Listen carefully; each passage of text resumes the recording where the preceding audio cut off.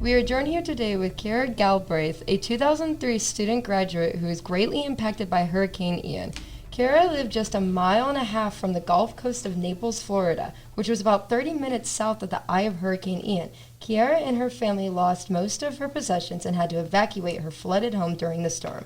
Kira, thank you for being with us here today. How are you doing now? I am doing a lot better when it comes to the emotional aspect of it. So I am a person who thinks they can handle anything.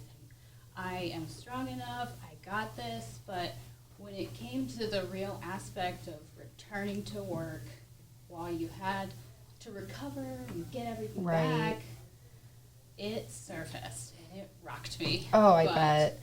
since that, so that was like middle of October, but thankfully I work for a good company that I get to be on like a leave of absence that's paid while I heal and start my journey. So I started therapy and I started some other things to help me in my healing process. So it's been a lot better these last couple of days. That's really great to hear.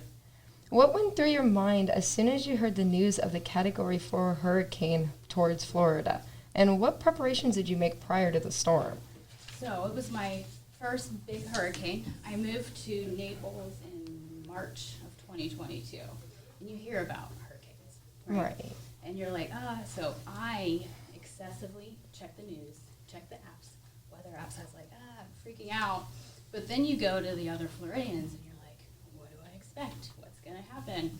All this stuff. And everybody was like, you're not in the eye, you're south of it, you'll be fine, just buckle down, all these things.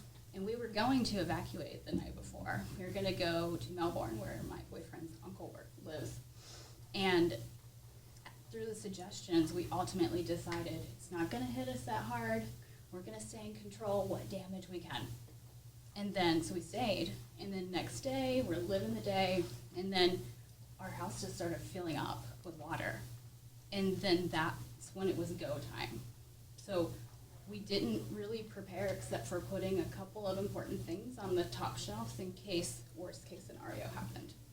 Other than that, it was when it was happening, we grabbed, we have animals, so my boyfriend took some of our cats to the car, and then what he left behind was I got my dad, he's in a wheelchair, he's an amputee, so he had to hop on his walker out while I had a cat, and I only did those two things and then grabbed my dad's medicine and left. So there was no thought about what else I needed to get except that. It's a weird experience to go through. You're just like in that survival mode. So nothing else mattered. It's a weird thing to explain, really. Yeah.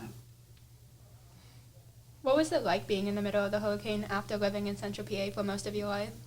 I was not prepared at all, because I lived in Georgia for 11 years, and the hurricanes don't hit where I lived there nearly as bad as being like a coastal border.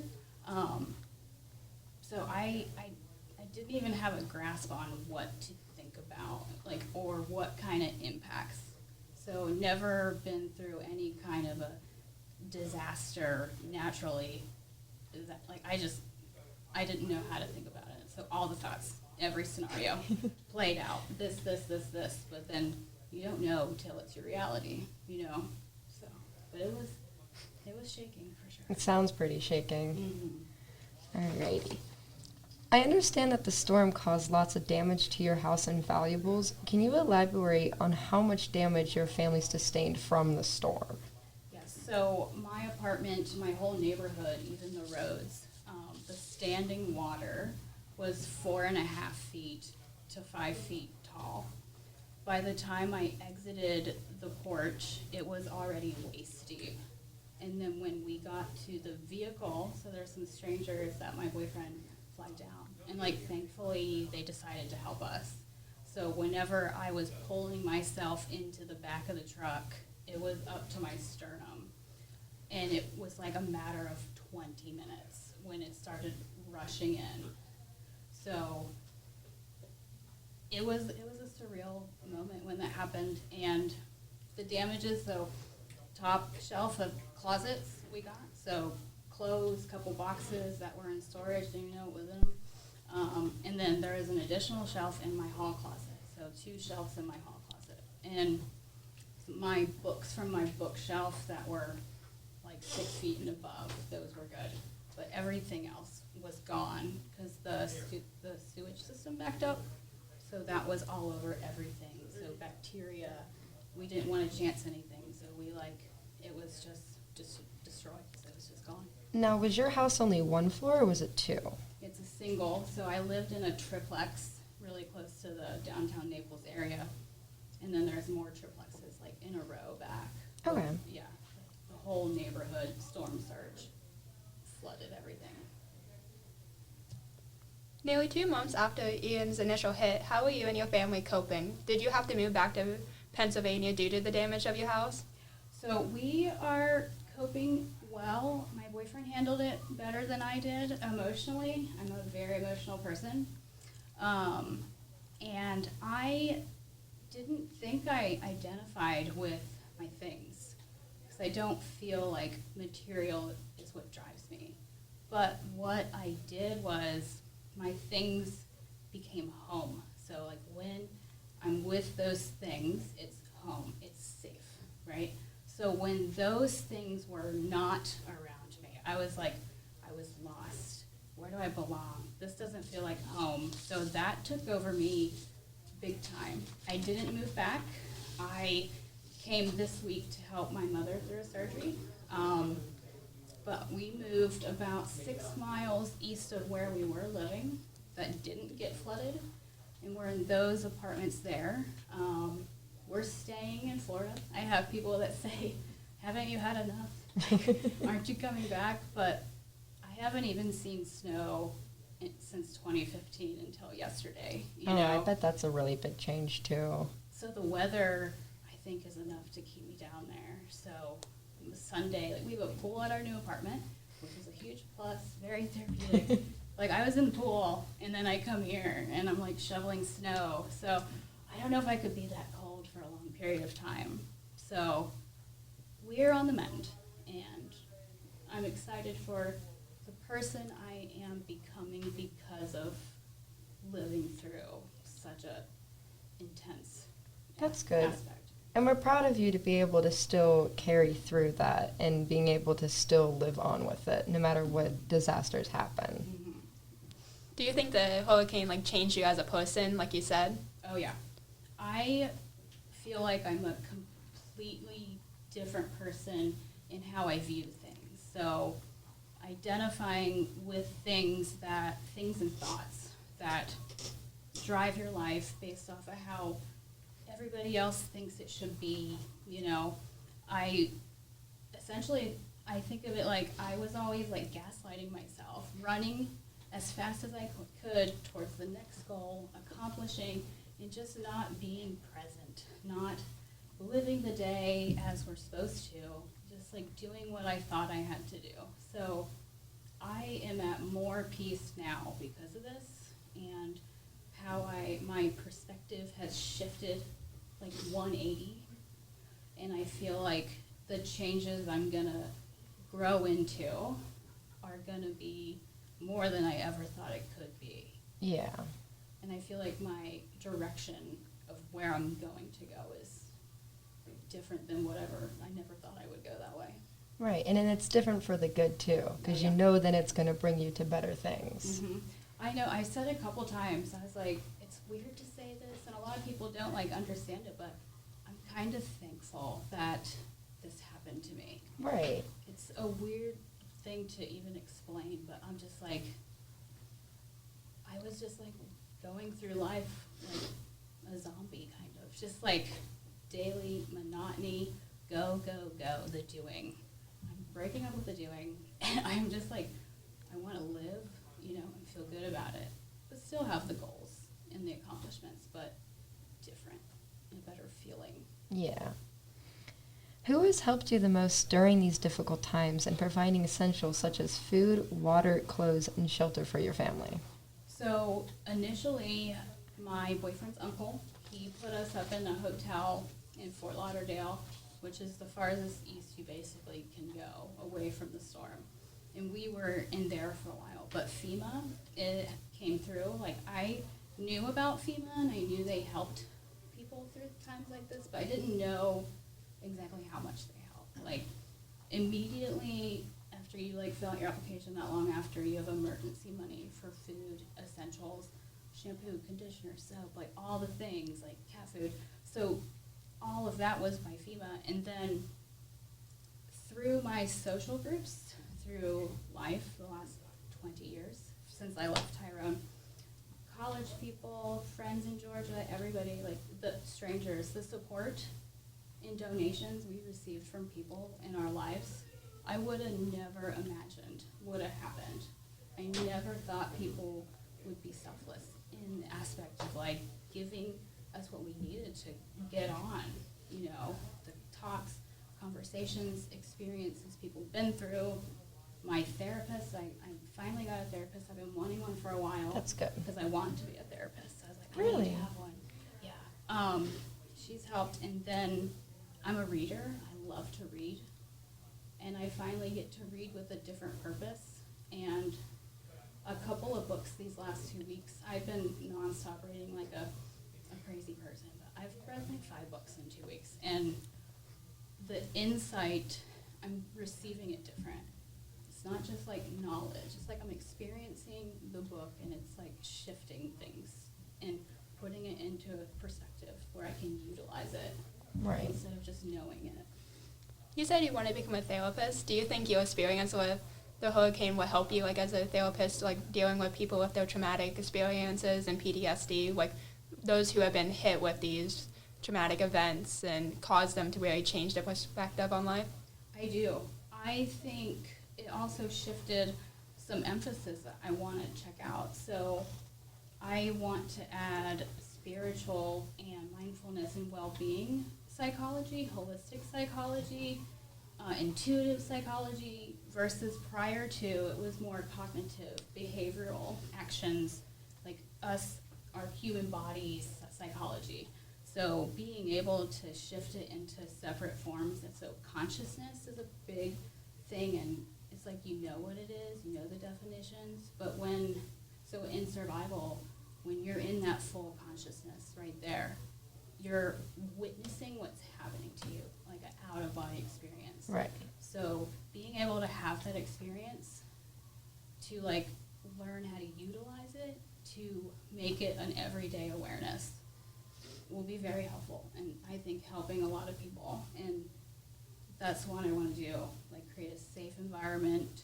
I would have never known all these options were available, like, or even be able to grasp what it would feel like. I feel it's gonna, I'm excited for that part of my journey. Now, you said your dad was an amputee, correct? Mm-hmm. How is he taking all of this?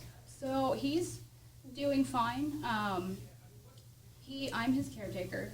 He last June 2021, he experienced heart failure and a pretty massive stroke, blood clot, and that cognitively changed him. So I don't know if he thinks about it beyond like a mental aspect. I don't think he is in touch with his emotional side of it. But also I do everything I can to make sure he's good in the moment, and I think he knows that whatever happens, like I'm gonna make sure he's good, That's good.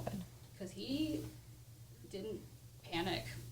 he did what he needed to do, even though it was hard for him. Like, he never uses his walker, and he's hopping, and he's handling it and coherent, and we did it. And he's actually, him being contentful with what's happening has been, could you imagine having someone who is like just as like emotionally broke down as you, and you're taking care of them and yourself? I feel it would be harder to figure that out for him and then myself. So I think further down when we get to talk about it with him, but he's been doing good with it. That's good. That's good.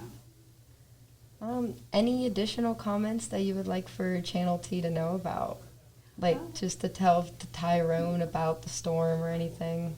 I would say if you could, like, if you have the ability to go, I think the volunteer aspect. So now that we're on our feet and we're going and I'm getting back to work, there's so much that still needs done down there. Like, just last week, end of last week, like, things are still out of place. Things still need cleaned up. Although they've done so many things. Like, there's still so many people that need that help.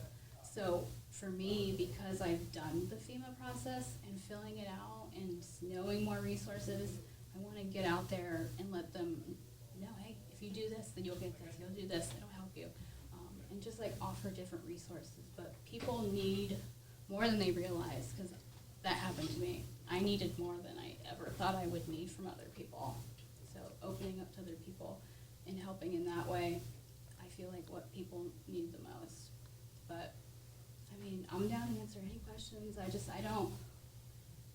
It's hard to think of what I want to say about my experience without someone wanting to know something about it. You know what I mean? Yeah. But, yeah. I know there's a long distance between Tyrone and Florida, of course. How can people from Tyrone actually get involved with there? Is there a certain, like websites or, like, links people can click on to, like, donate to people, or a certain way they can get involved? Yes, there is. Through FEMA, they have a lot of things that you can click on to do that. There's also a lot of Facebook groups that have, like, where people need things and sorts like that. I really feel like if there was people, so for us, when we were trying to find a new place to live, that was probably the hardest. Oh, yeah. It is unreal, like, pets. So you can't have more than 2 pets, or you have to have no pets. It might be easier to find a place to live, but I would never get rid of my animals. I just wouldn't. So if I had someone to sit with me and help me search for a place, and then not let me spiral with all the different, like, just, I feel like reaching out and just, hey, I don't know you, I don't know what you're going through, but I have access to the internet. What can I look up for you? What can I help you do? Would probably be the best way virtually if you can't go down there. Just, I don't know. I just feel like I had somebody that was outside of it emotionally, that could just, like, keep me on track. Right. Like a map. Right. You were looking at houses, and now you're on this, doing this, and you didn't accomplish that. But I think the hardest part was, like, finding a place to live after, for sure. That's not an emotional aspect. Yeah. Yeah. That was the biggest stressor. Now, you said that you're planning, you're in Tyrone currently, and then you said that you want to go back to Florida once it's, like, calmed down and it's a bit different. Well, I go back tomorrow, so I only came to help my mother. My mother got cataract surgery. So my trip only and solely was to come up and help her do that, and then I go back home tomorrow. But I'm staying because I went there, so I've been with the same company for 14 years, and my director down there has been a huge blessing. He's the best executive in any company I've ever met. So I went down there to work for him again because he transferred down there. So while I'm continuing my career until I have the degrees to do my therapy, I'm going to stay down there with him because the opportunities with that kind of a director that's supportive, empathetic, cares about people is, like, where people need people like that in their employment. So staying down there in that weather, it's like summer all year in Naples. So I'm going to keep it. That's good. That's good. Mm-hmm. Any additional comments, Haley? No, I think you were really good at explaining your story. Thank you so much for coming in Yes, and thank talking you to very us. much. Yeah, anything you need, let me know. Where it began